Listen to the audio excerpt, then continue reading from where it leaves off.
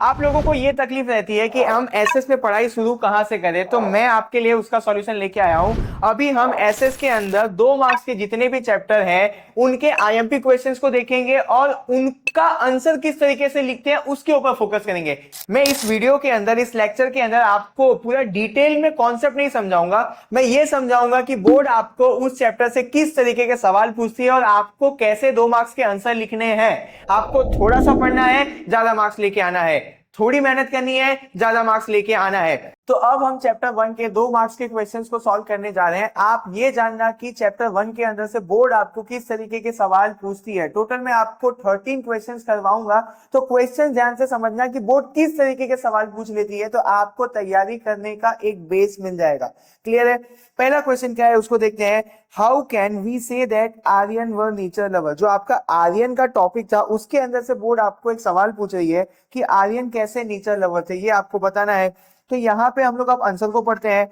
Hindu were called Aryan in ancient time. Hindus को आर्यन बोला जाता था प्राचीन भारत के अंदर, पुराने भारत के अंदर। They adopted the good way of life of other tribe. जो भी अदर ट्राइब थी उनकी अच्छी आदतें आर्यंस ने अडॉप्ट कर ली थी। Aryan were nature lover. यहाँ पे मैंने ये लाइन लिखी है ताकि आपका आंसर बड़ा हो जाए। दे वर्शिप्ड ट्रीज, रिवर्स, माउंटेन, सन, विंड, रेन। आर्यंस पूजा करते थे किनकी?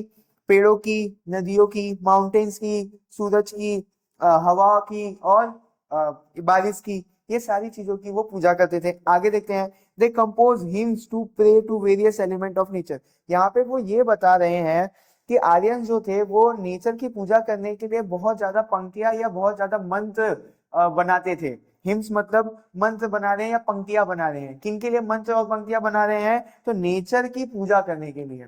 आगे देखो। रेसिटेशंस ऑफ वेदास, इसका मतलब क्या होता है वो समझा देता हूं। जैसे हम लोग कर रहे हैं ओम भूर भुवः स्वः, इसी चीज को बोला जाता है रेसिटेशंस ऑफ वेदास। ये मैं एग्जांपल दे रहा हूं, इसी से कनेक्ट करके आप इसको समझ सकते हो। इसको क्या बोला जाता है? Recitations of Vedas. Performing yajnas become part of Aryan culture. यज्ञ करने का जो कल्चर, ये भी किसने शुरू किया? इंडिया में आर्यंस ने शुरू किया। तो ये सारी चीजों को मिला के हम बोल सकते हैं कि आर्यन नेचर लवर थे और आपका आंसर भी बन गया। अब यहाँ पे एक चीज को ध्यान देना, आंसर तो आपका इतना ही था, बट आपको 2 मार्क्स का लिखना होगा तो कंटेंट भी चाहिए। इसीलिए ये मैंने रिलेटेड 2 आंसर यहाँ पे लिख के दिए आपको, रिलेटेड 2 पॉइंट लिख के दिए जिससे आपका आंसर बड़ा हो जाए। तो हम इसी तरीके से सारी सीरीज के अंदर आंसर भी बड़ा करेंगे, याद भी कम करना पड़े ऐसा कोई जुगाड़ करेंगे। तो पहला क्वेश्चन मैंने खत्म कर दिया। अब आ जाओ दूसरे क्वेश्चन के ऊपर। Right a note on Indian tribes that came from South East Asia. South East Asia से कौन सी ट्राइब इंडिया में आकर बस गई थी, हमको उसके बारे में बताना है। तो इसका आंसर ये रहा, asteroid people. South East Asia से आके इंडिया में कौन बस गया था? Asteroid people. एस्टेरॉइड पीपल का दूसरा नाम क्या था? निषद पीपल। क्या था दूसरा नाम? निषद पीपल। इनका जो निषद नाम था वो किसने दिया था? आर्यंस ने दिया था। अब आप सोच रहे होगे कि भैया आप नीचे से क्यों पढ़ा रहे हो? मैं इस तरीके से पढ़ा रहा हूं ताकि आपको याद रह जाए। सिर्फ मेरा यहाँ पे काम ये नहीं है कि आपको पढ़ा के निकल जाऊं, इस तरीके से पढ़ाऊं कि आपको याद रहे। तो हम लोग कहाँ पे थे? तो साउथ ईस्ट एशिया से कौन सी ट्राइब आई है? तो साउथ ईस्ट एशिया से एस्ट्रोलॉइड पीपल आए थे। उनका दूसरा नाम क्या था? निषद पीपल उनका दूसरा नाम था। ये जो निषद नाम है उनको किसने दिया था? आर्यंस ने दिया था। अब वो कैसे दिखते थे?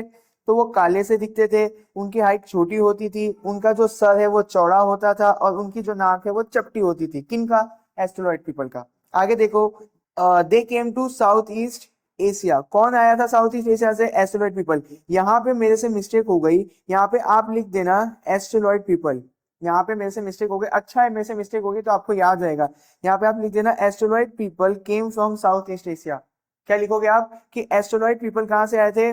साउथ ईस्ट एशिया से आए थे। अब यहाँ पे जो मैंने ऊपर की ये जो लाइन लिखी है, they came to India from other part of the world, ये लाइन मैंने जानबूझ के यहाँ पे लिख दी है, आपको याद करना आसान होगा और आपके लिए आंसर का जो लेंथ है वो बड़ा हो जाएगा। क्या लिखा है मैंने?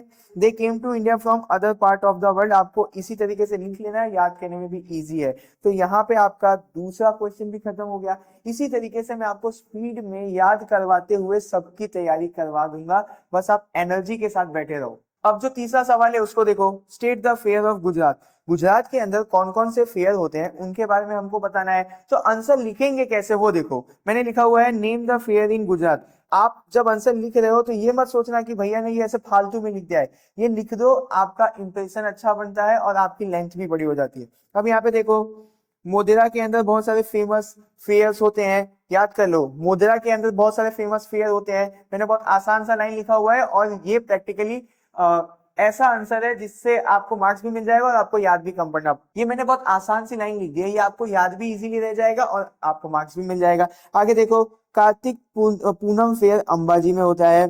गिरनार के अंदर भावनाथ महादेव फेयर होता है।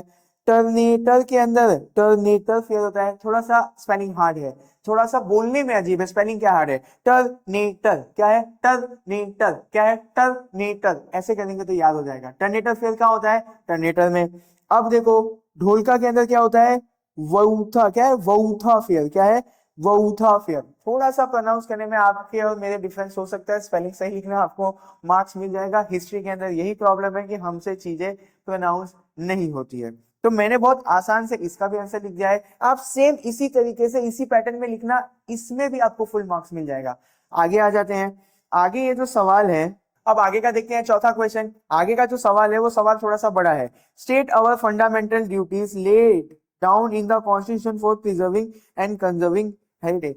हमारे कॉन्स्टिट्यूशन के अंदर कौन कौन से ऐसे राइट्स है, कौन कौन से ऐसे लॉ है जो हमको बोलते हैं कि आप अपने कल्चर हेरिटेज को संभालो, हम उनको जानते हैं।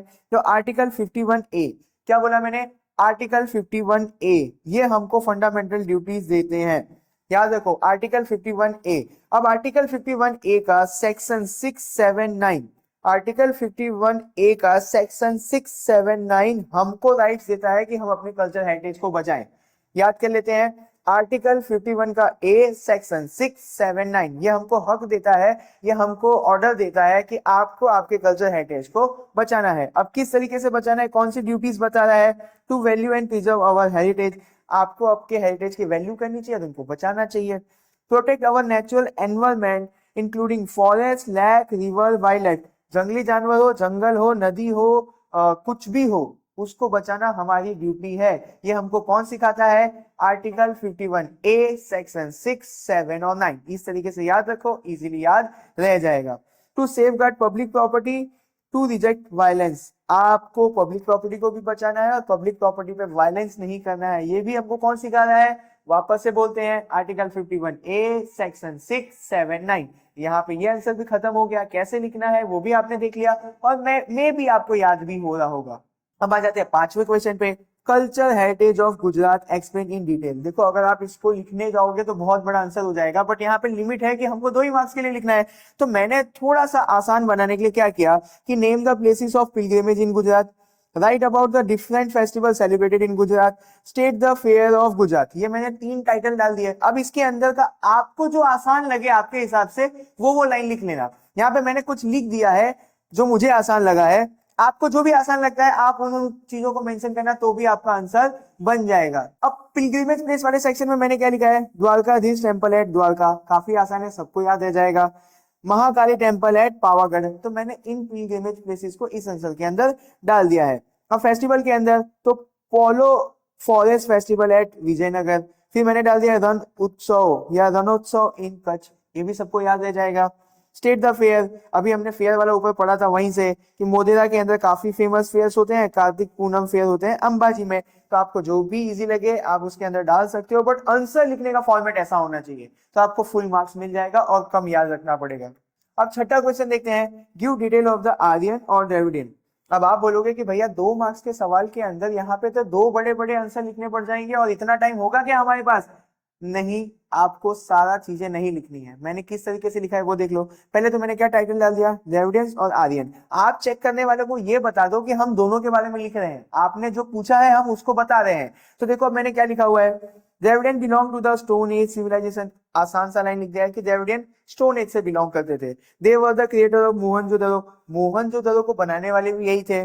The people of the Dravidian race were the original resident of India, मतलब कि द्रविडियन ही इंडिया के असली मूल निवासी हैं। ये मैंने यहाँ पे लिख दिया। ये आंसर इंट्रोडक्शन टाइप भी है और चेक करने वाले को भी लग जाएगा कि हाँ प्रॉपर आंसर मिल गया है। अब आगे देखो, Aryan, Hindu were called Aryan in ancient time, पुराने जमाने के हिंदू को आर्यन बोला जाता था। They adopted the good way of life of other tribe, उन्होंने दूसरे टाइप की अच्छी बातें सीख ली थी।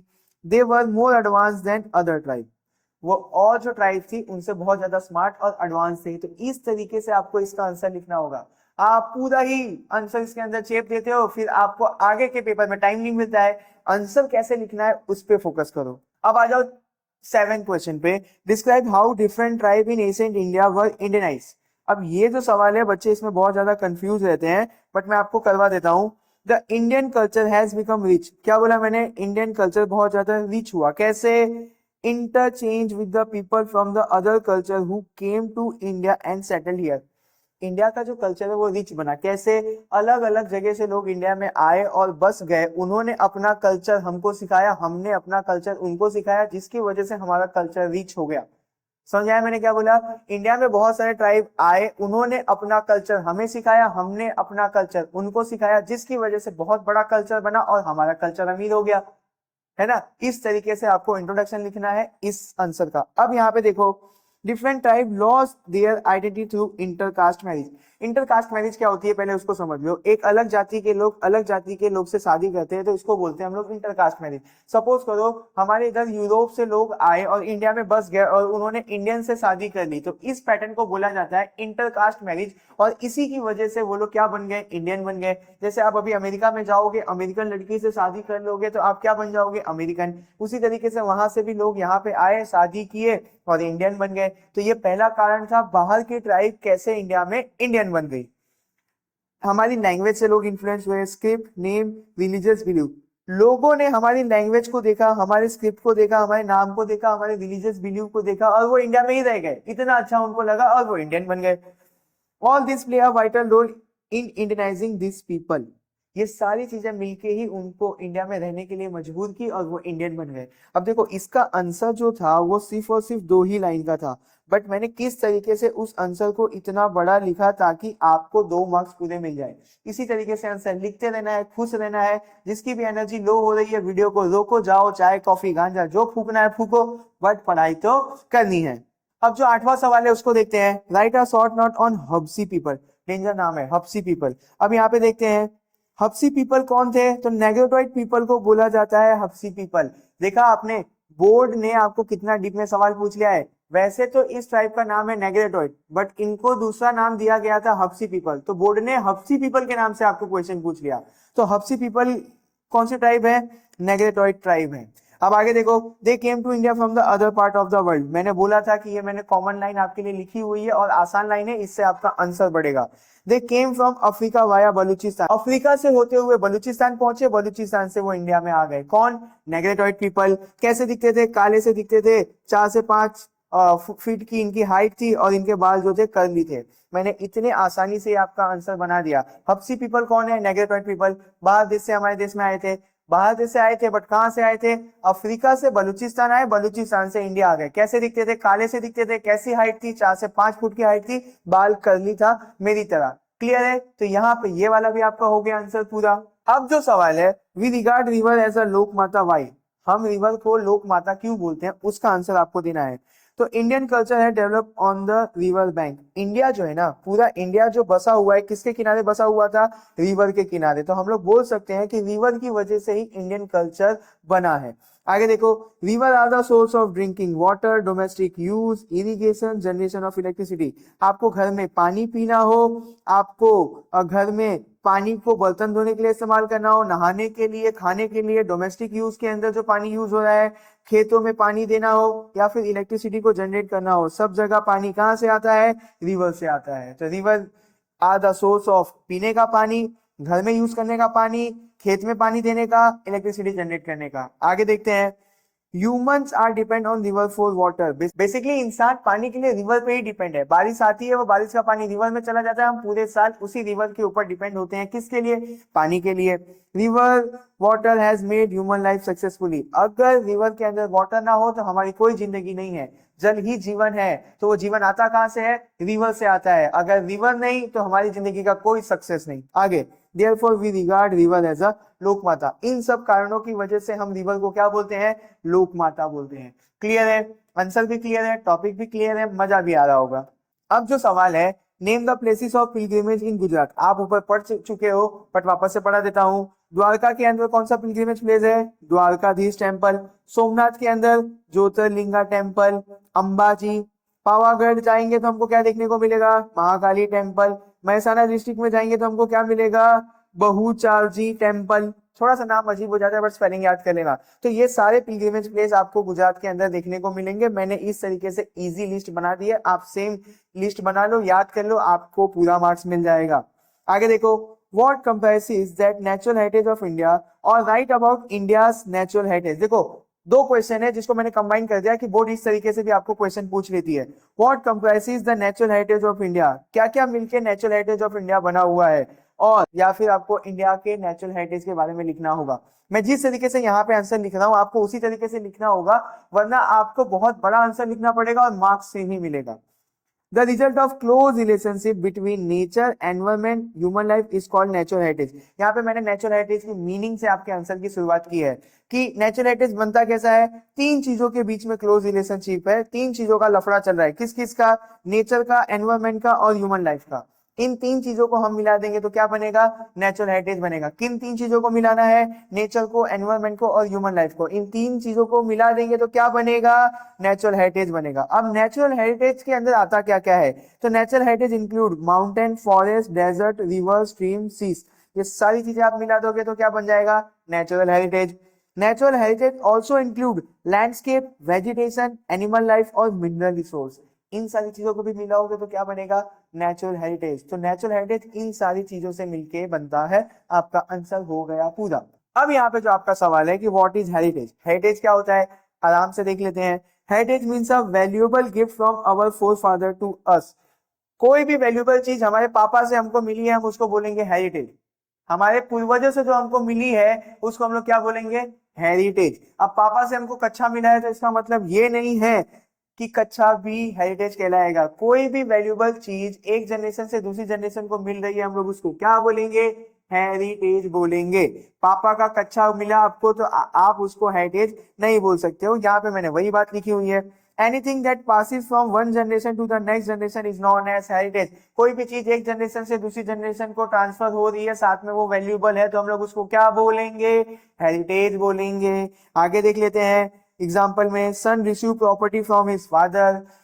एक बच्चे ने अपने पापा से प्रॉपर्टी रिसीव की, वो किस में चला जाएगा? हेरिटेज में चला जाएगा। काफी आसानी से मैंने आपको एग्जाम्पल में लिख दिया। अब हेरिटेज को हमारी बुक ने दो पार्ट में डिवाइड किया है। Heritage is divided into two part, natural heritage और कल्चर हेरिटेज। इस तरीके से आपको याद रखना भी आसान है, लिखना भी आसान है, मार्क्स गेन करना भी आसान है। लास्ट सवाल देख लेते हैं, राइट अबाउट द्रविडियन। आपको द्रविडियन के बारे में लिखना है, 2 मार्क्स का ही क्वेश्चन है, लिमिटेड आंसर लिखना होगा, लिमिटेड पॉइंट लिखना होगा। Dravidian belong to the stone age civilization. Dravidian किससे बिलोंग करते थे? स्टोन एज से बिलोंग करते थे। They were the creator of Mohenjodaro. Mohenjodaro civilization को बसाने वाले लोग कौन थे? द्रविडियन थे। The people belong to Dravidian race were the real original resident of India. Dravidian प्रजाति से, जाति से जो भी लोग बिलोंग करते हैं वो इंडिया के असली मूल निवासी हैं। Dravidian define the mother as goddess and father as god. Dravidian ने हमको सिखाया कि मदर जो होती है वो देवी होती है, पापा जो होते हैं वो देवता होते हैं।